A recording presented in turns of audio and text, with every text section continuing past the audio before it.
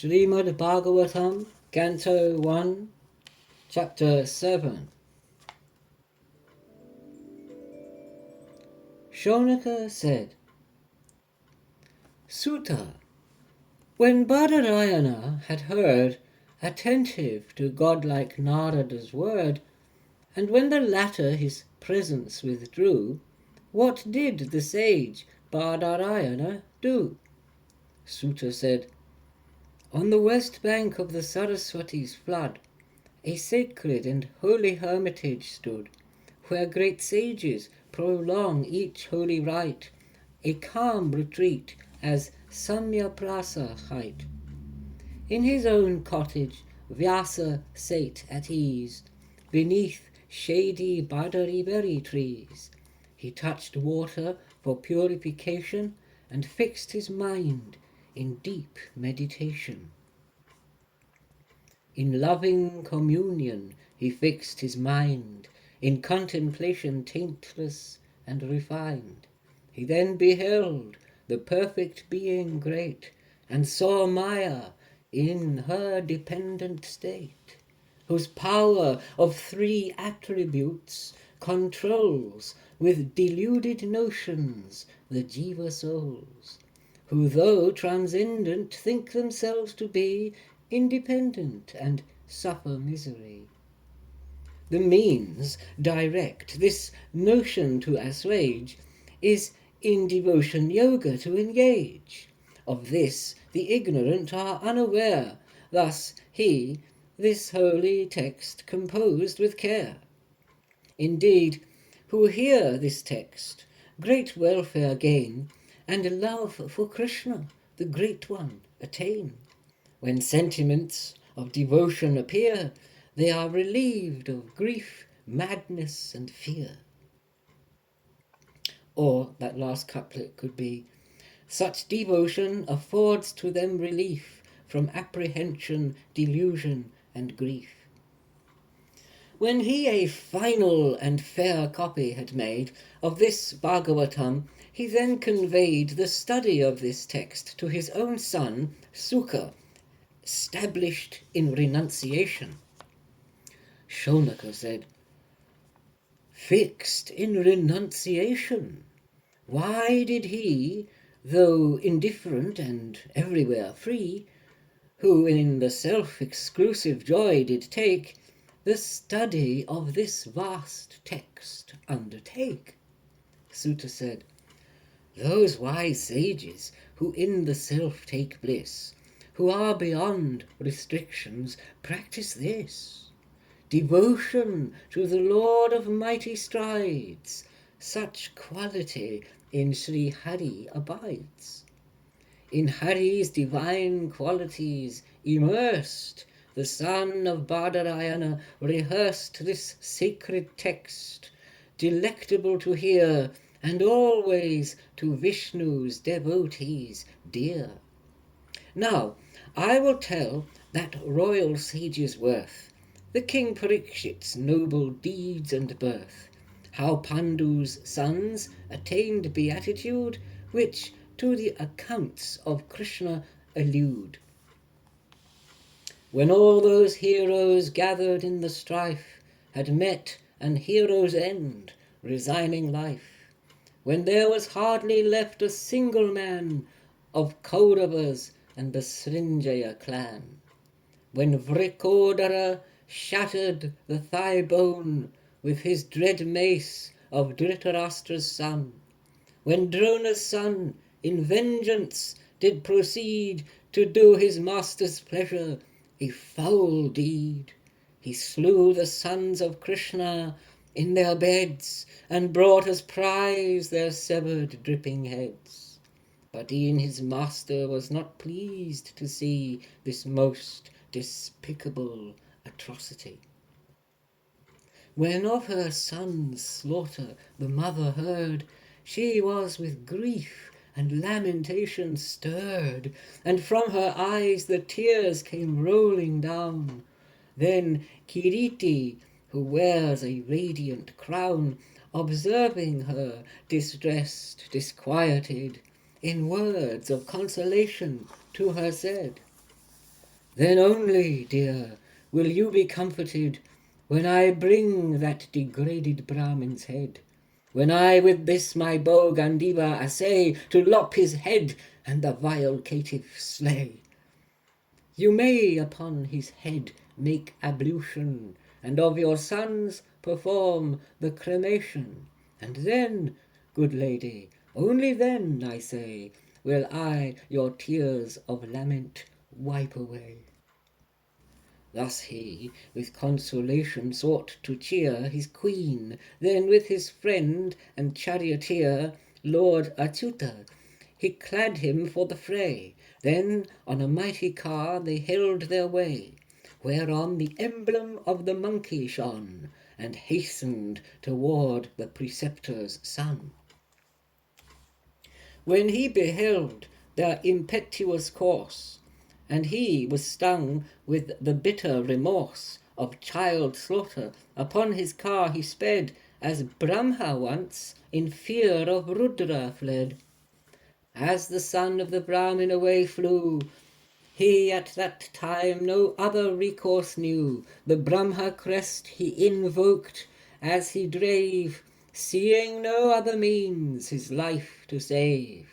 He touched water for purification, and chanting hymns invoked the dread weapon. He now made ready, as his danger saw, but he knew not how the dart to withdraw. Thereon flashed out a light with scorching rays, involving every side in the fierce blaze, tormenting creatures as around it spread. Then unto Lord Vishnu, Jishnu said, Arjuna said, O Krishna, Krishna of the mighty arms, who save devotees from dread dire alarms, 'tis you alone can save from burning pain of existence, whence they salvation gain. You are the primal Purusha, adored above nature, nature's ruler and lord. You are as one who casts Maya aside, and in your pure self-consciousness abide. But in this world, where dwell the Jiva souls, whom Maya by her enchantment controls, you undertake heroic enterprise, which welfare and virtue characterize.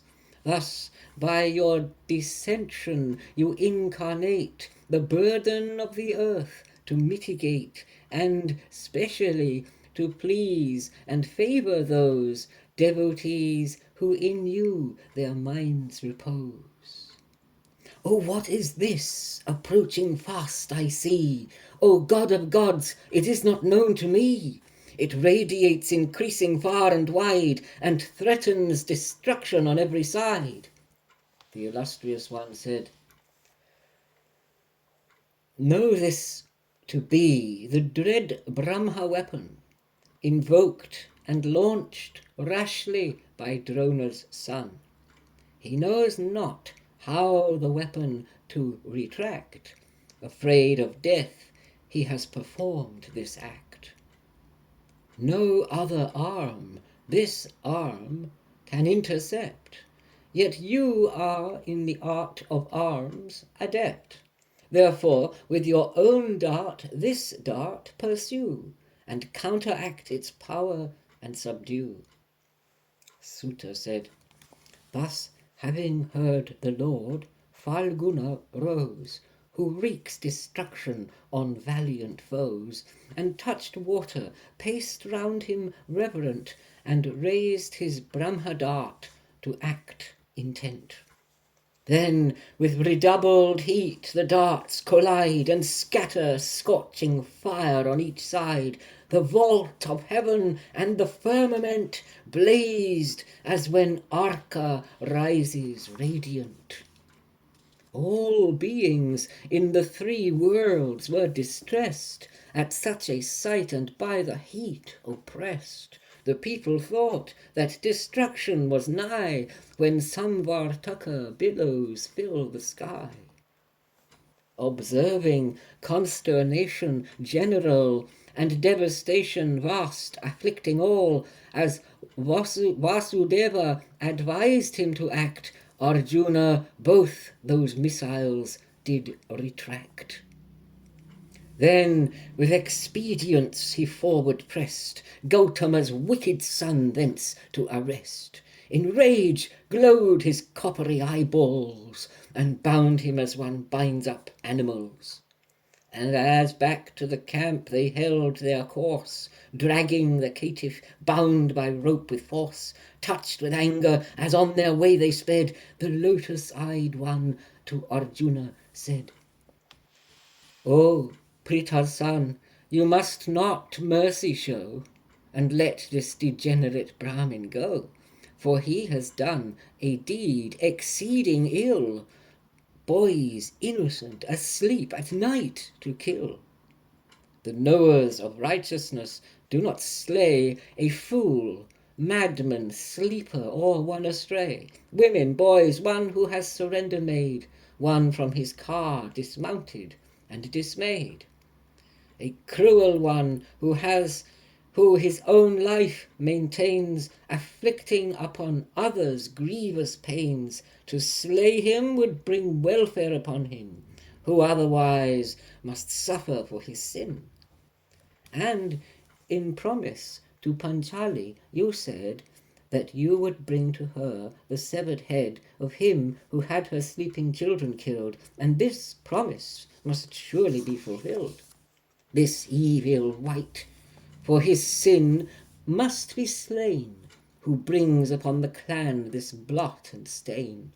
For by his hand fond relations have died, and e'en his master was dissatisfied."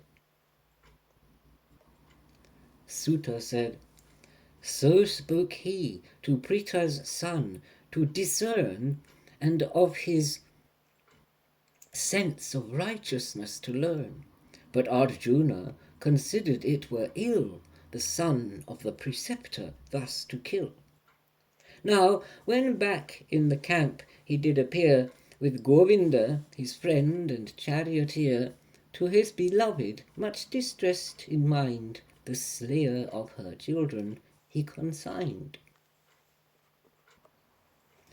When Krishna had her son's murderer viewed, silent, like a beast with ropes subdued, who did the despicable act commit, she was with pity and compassion smit. In pious awe she made salutation to him who was the preceptor's own son. Seeing him bound like a beast to her brought, she was with pain insufferable fraught, and said, "This is the teacher's son in woe. Oh, unbind him, release him, and let him go. 'Twas his father who taught you martial art, to discharge and to retract the pointed dart, who did upon you secret arms bestow, all which to his grace and teaching you owe. Though Drona, the illustrious, is gone, he stands here represented by his son. His wife, Kripi, to live her life persists, since in her hero son he still exists. Those who righteous conduct deliberate, O you who are blessed and fortunate, should not dishonor those who honor claim, nor occasion relatives woe and pain. Do not cause his dear mother Gautami to weep for her dead son, even as me, though I bewail my sons. Nevertheless, you should not bring upon her such distress. If haughty princes in their proud excess the society of Brahmins oppress, adversity will then upon them turn, and the whole family destroy and burn." Suta said, "The son of Dharma, the king, was impressed, as justice blent with mercy she expressed. O twice-born ones, the queen had stated thus, according to the codes of righteousness. Nakula, Sahadeva, all agree, Yuyudhan and the son of Devaki. And Dhananjaya by her speech was moved, and all the ladies there also approved. But Bhima urged his death and was appalled, and to them there his heinous crime recalled, that served neither his own nor master's aim, by having helpless sleeping children slain. Thus, having heard Bhima and Draupadi, the four-armed one was curious to see, and glancing upon his friend's face the while, he wisely spoke to him with a sweet smile. The illustrious one said, "A Brahmin relative should not be slain. An aggressor must be slain, texts ordain. Since both of these rulings are right and true, you must decide what would be best to do. The promise made to your beloved one you must fulfill to her satisfaction. Consider Panchali and Bhima's wish, and mine, and the right duty accomplish." Arjuna understood the deep intent of Hari and knew what it was he meant. He took the sword and cut the tuft of hair and the gem confiscated that was there. Thus released and expelled, he left that place, bearing guilt of child slaughter and disgrace. Deprived of his rare gem, fraught with remorse, he was expelled with much disdain and force. The guilty Brahmin never must be slain. Some forms of punishment the texts ordain are such as he be banished from the state, his property and wealth expropriate. The sons of Pandu and Krishna, their wife, lamented their son's sorry loss of life, and with post-mortem rites and sanctities they did for the departed obsequies. Thus ends chapter 7 in book 1 of the great and glorious Bhagavat Purana, the text beloved of swan-like saints, sung by the son of Vyasa.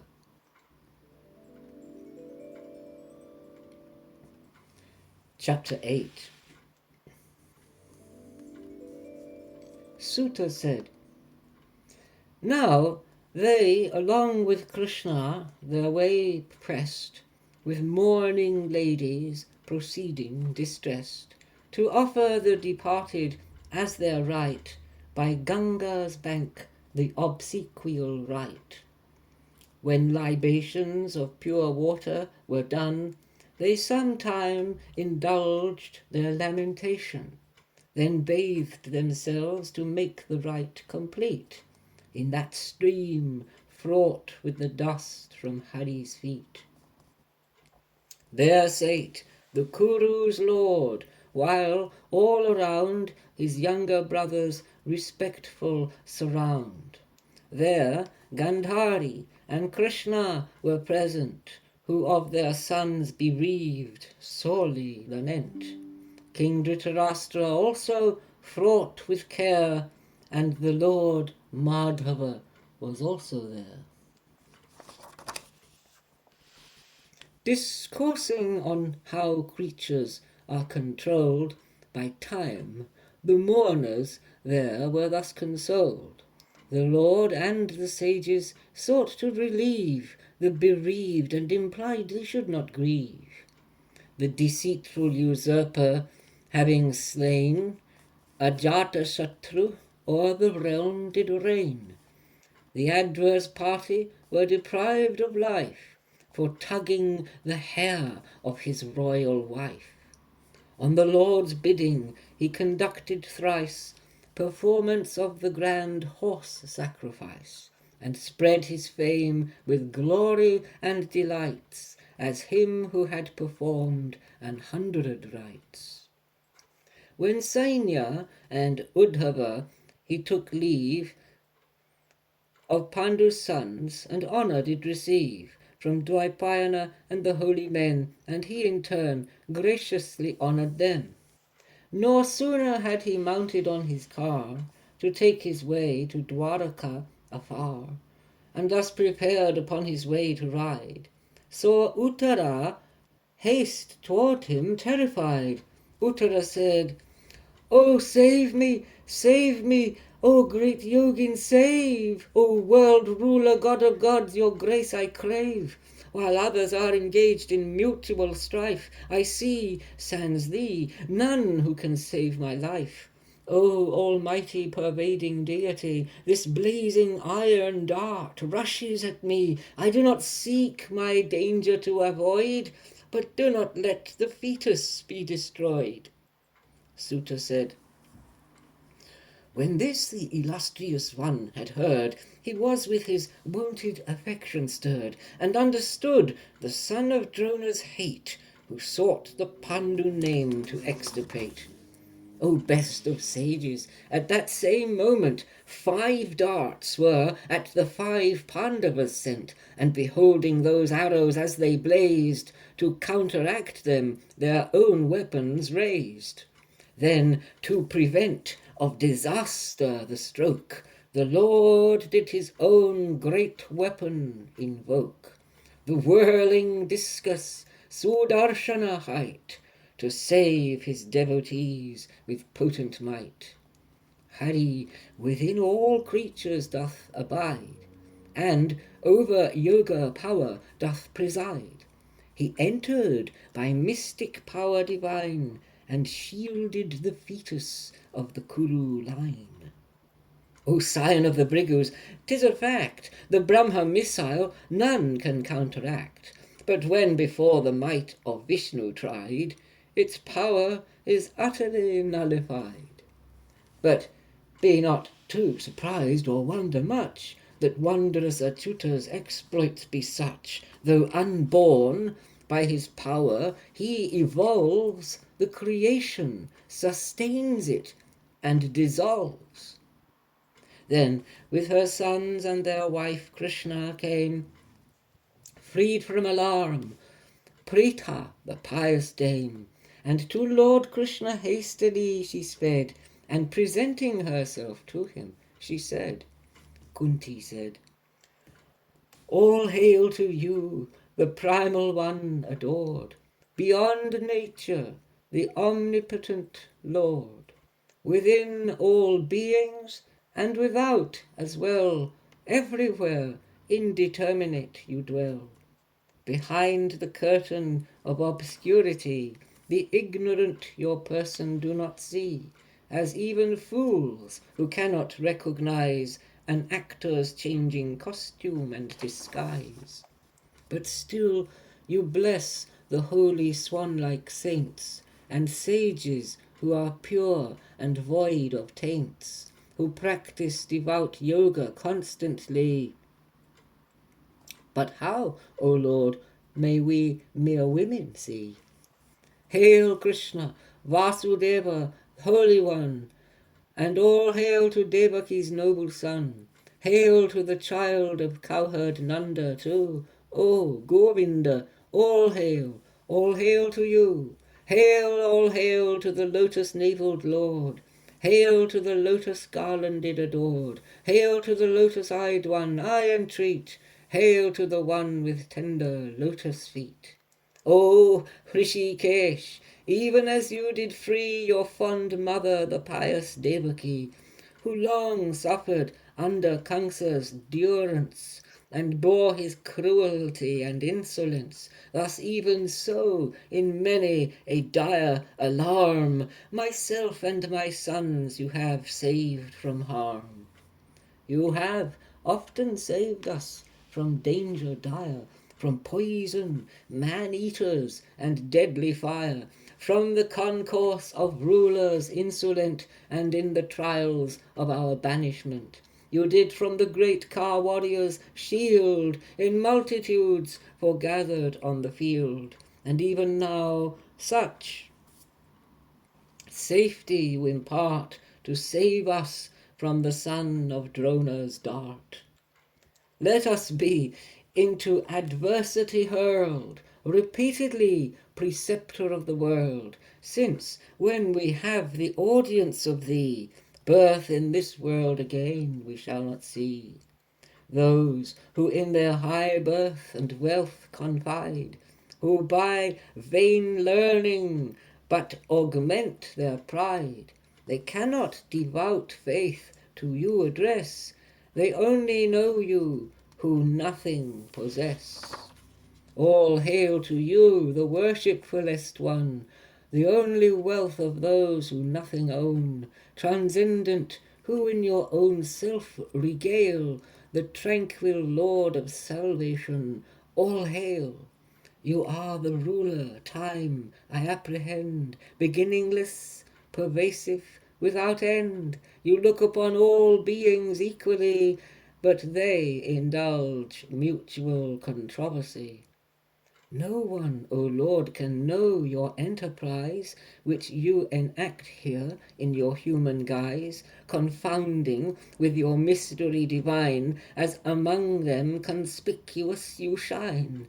None is more dear nor hateful unto you, without respect of persons all you view, and people only imagine they see the slightest trace of partiality.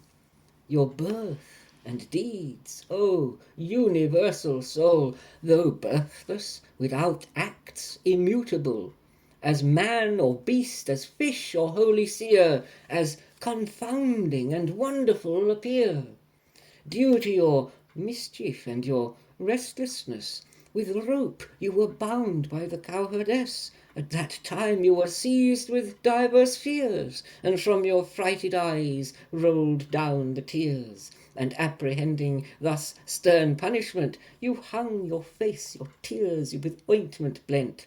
And when of this I entertain the thought, I am confused and with amazement fraught. How can one the deep mystery construe, since fear himself is terrified of you? Some say the unborn, to broadcast the name of pious Yadu and augment his fame, has taken birth midst Yadus of renown, as Malaya for sandalwood is known. Others assert that you were manifest in answer to the fervent prayer addressed by Vasudeva and Devaki. Still, you assure welfare and the demons kill. Some say that like a ship burdened with freight, the earth was sinking by the ponderous weight. Then you did Brahma's petition receive, and took your birth, earth's burden to relieve.